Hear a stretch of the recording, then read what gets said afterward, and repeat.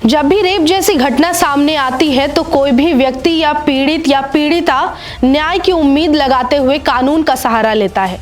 वहीं लगातार कई दिनों से रेप की घटनाओं में तेजी से वृद्धि भी देखी जा रही है। लेकिन आपको जानकर हैरानी होगी कि हाल ही में एक ऐसी रेप की घटना सामने आई जहां पर पीड़िता को न्याय दिलाने के बजाय वर्दीधारी क्या कर रहे हैं, उसे चुप कराने की कोशिश कर रहे हैं और उसे कह रहे हैं कि मामले को सलटा लो और समझाने पहुंच गए हैं और राशि भी दी जा रही है कुछ, यानी कुछ अमाउंट भी दिया जा रहा है कि देखो इतना लो और कोई बात नहीं है, शांत हो जाओ। तो जहां पुलिस को एग्रेसिव होकर उन्हें इस मामले पर कार्रवाई करनी चाहिए, जहां कानून जो उनको पद दे चुका है, उन्हें जो ताकत दे चुका है, उसका इस्तेमाल करना चाहिए, वहीं ये वर्दीधारी और कानून के रक्षक क्या कर रहे हैं, ये उस पीड़िता को चुप कर रहे हैं और समझाइश पर आ गए हैं ताकि जो आरोपी हैं उन्हें बचाया जा सके। ये हैरान करने वाली घटना यूपी की है।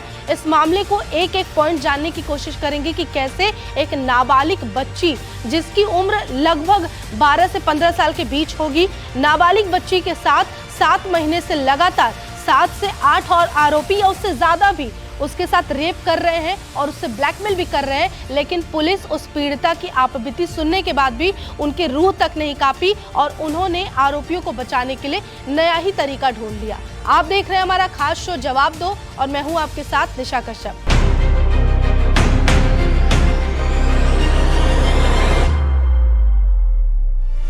अब पूरे मामले की बात करते हैं कि ये यूपी में किस जगह की घटना है। तो बता दें यूपी के सिद्धार्थनगर का ये मामला है। हम उसकी तस्वीर, लड़की की या फिर कोई भी घटना से रिलेटेड कोई भी फुटेज नहीं दिखा सकते हैं क्योंकि हम इसमें बंधे हुए हैं, उसकी गोपनीयता का सवाल है। दूसरी बात बता दें कि कैसे इस घटना की शुरुआत होती है। एक नाबालिग लड़की होती है, उसकी वो किसी की दोस्त बनती है। कोई लड़का आता है, उससे दोस्ती के लिए अप्रोच करता है, दोनों में अच्छी बातचीत होती है, वो लड़की उससे दोस्ती कर लेती है लड़के से और उसी दोस्ती का फायदा उठाते हुए वो बिल्कुल अनजान होती है कि सामने वाला शख्स किस हद तक गिर सकता है या किस इंटेंशन के साथ उससे दोस्ती कर रहा है। दोस्ती के नाम पर, उसके आधार पर उस नाबालिग बच्ची को ये जो आरोपी शख्स है वो कुछ नशीला पदार्थ खिला देता है। नशीला पदार्थ खिलाने के बाद वो लड़की होश में नहीं होती, उस वक्त उसका रेप करता है और उसका वीडियो बना लेता है और उसी वीडियो के आधार पर उसे ब्लैकमेल करता है। जब उस दरिंदे का पेट इतने से भी नहीं भरा तब वो आरोपी अपने दोस्तों को भी,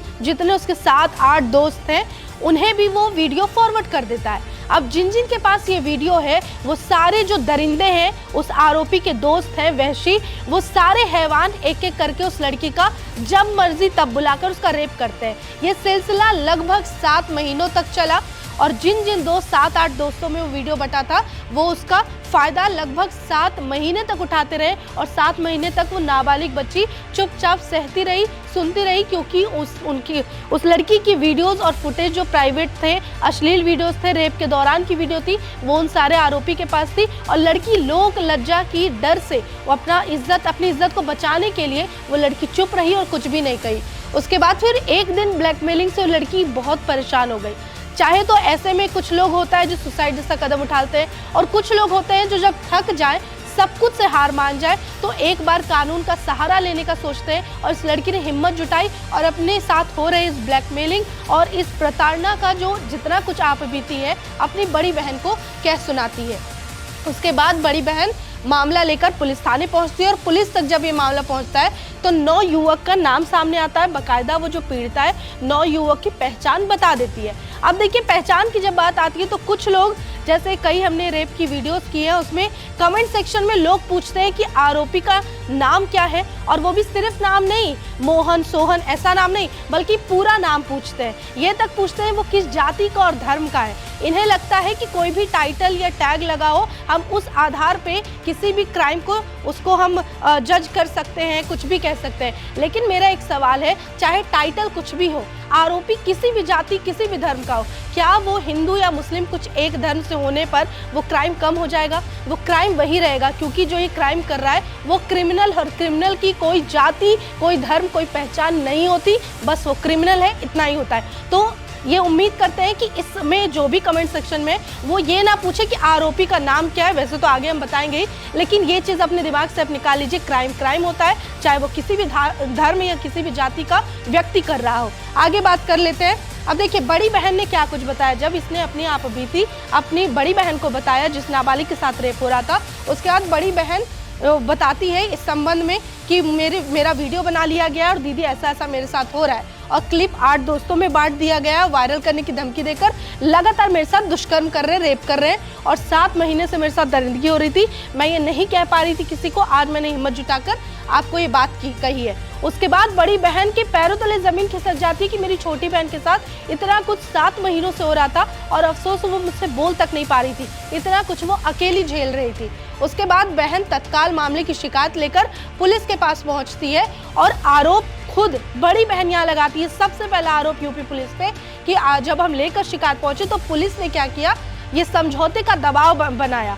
उसकी बड़ी बहन को कहा कि दोनों लोग, कोई बात नहीं है, आपस में दोनों पक्ष बात कर लो और देख लो, मामला सलटा लो। सबसे पहली बात, आपके पास अगर मामला सलटाना होता तो आपके पास पीड़िता या उसकी बहन तहरीर लेकर नहीं आती। उन्हें कानून का सहारा लेना है इसलिए क्योंकि उन्हें न्याय चाहिए, ना कि समझाइश करना है। यहाँ पे कोई गुड्डा गुड़िया का खेल नहीं हो रहा है कि आपस में समझा लो।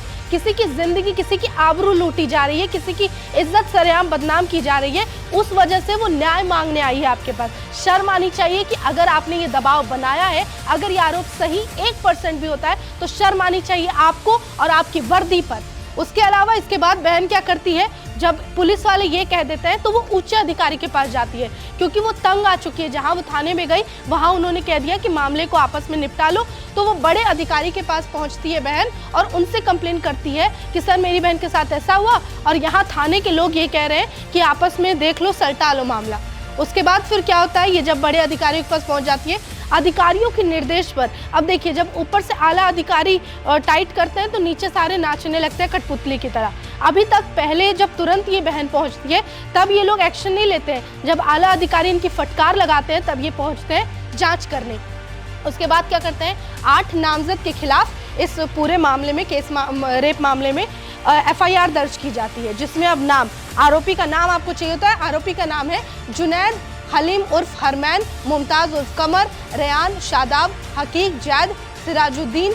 ये सारे वो आरोपी हैं जिन्होंने न केवल रेप किया बल्कि वीडियो बनाकर ब्लैकमेल करके 7 महीने तक इस कांड को जिंदा भी रखा।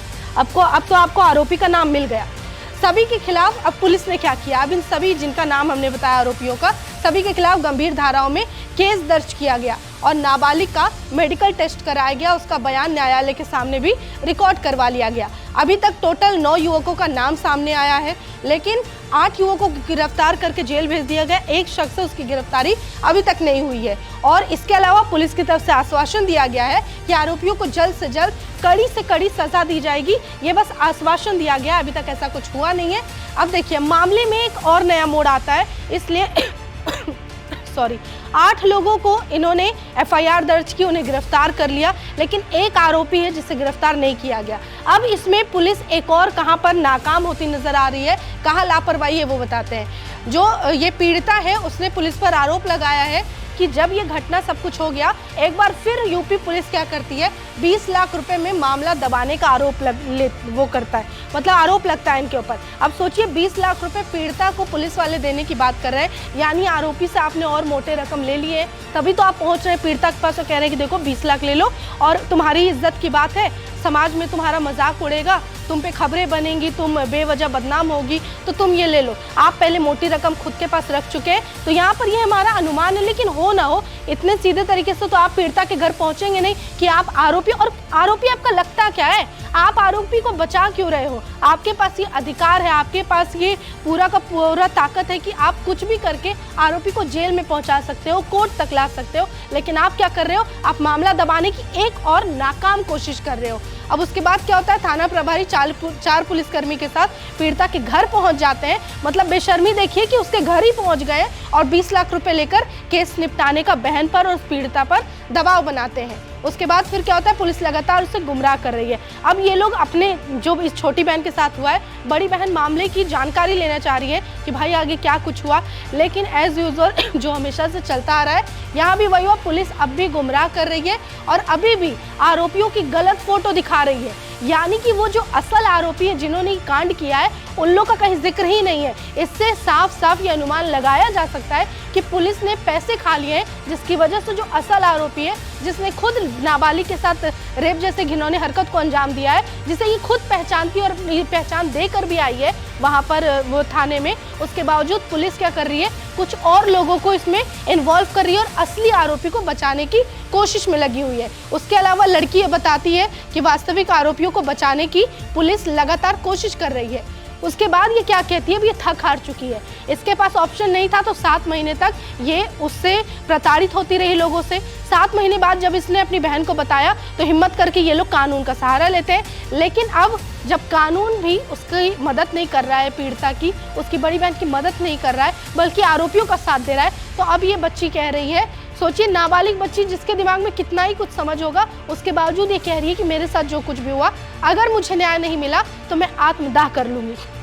अब मेरा एक सवाल है, अगर इस लड़की को कुछ होता है, अगर ये लड़की सुसाइड करती है तो बेशक से इसे सुसाइड नाम दे दिया जाएगा, लेकिन हमारे यहाँ जो व्यूअर्स देख रहे हैं, समझ रहे हैं इस घटना को, वो यूपी पुलिस की लापरवाही मानते हुए और इसे हत्या ही बताएगी और इसका कोई और जिम्मेदार नहीं होगा। उन आरोपियों के अलावा यूपी पुलिस, यहाँ की प्रशासन भी जिम्मेदार होगी जो इस मामले में एक्शन नहीं ले पा रही है और इस बच्ची को न्याय नहीं दिला पा रही है।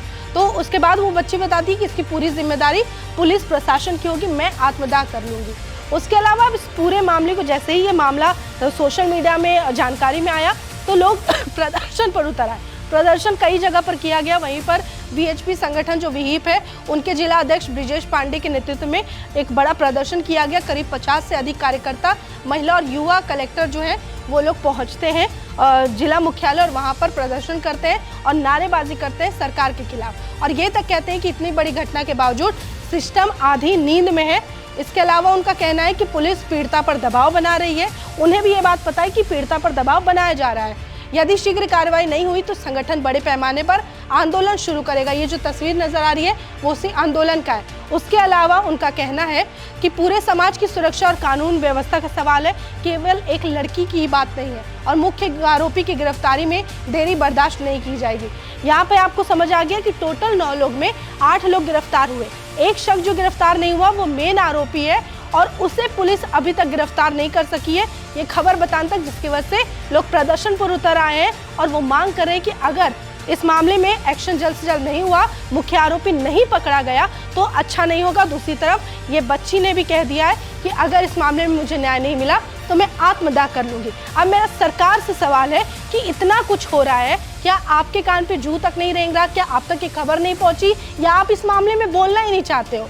दूसरा कि प्रशासन अगर कोई 20 लाख 40 लाख आपको दे भी दे आरोपी बदलने का, तो क्या आपका पूरा जीवन उससे चल जाएगा? उस थोड़े से पैसे से, जो बेईमानी का पैसा है, जो गलत चीज का पैसा है, आपका ईमान मान कैसे जाता है कि वो खाकी वर्दी पहने हुए आप उस पैसे को ले भी पा रहे हो, या ये कह रहे हो पीड़िता से कि ये पैसे रख लो और चुप हो जाओ? तो एक तो बहुत शर्मिंदगी की बात है, और अगर इसी तरह चलता रहा तो यूपी में सुरक्षा को लेकर शायद कोई गारंटी लेने वाला नहीं है। वहाँ की जनता ऐसे ही लाचार व्यवस्था के अंदर रहने पर मजबूर रहेगी और चाह कर भी अपने लिए कभी कोई आवाज़ नहीं उठा पाएगा। अगर इस बच्ची की आवाज़ दब गई तो आने वाले समय में जब भी कुछ बच्ची के साथ कुछ होगा तो वो बच्ची चाह कर भी कानून का सहारा नहीं ले पाएगी, और इसके लिए सिर्फ और सिर्फ यूपी प्रशासन, यूपी की सरकार जिम्मेदार होगी।